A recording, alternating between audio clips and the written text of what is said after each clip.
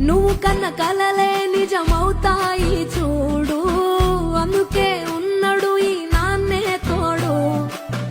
దశరథ మహారాజే నాన్నై పుట్టాడు, నువ్వు రాముడంత ఎదగరనేడు. చరితలు ఎన్నడు చూడని మమతల గూడే వీధిలో, సంపద అంటే ఏదో కాదురో, ఇంతకు మించి అది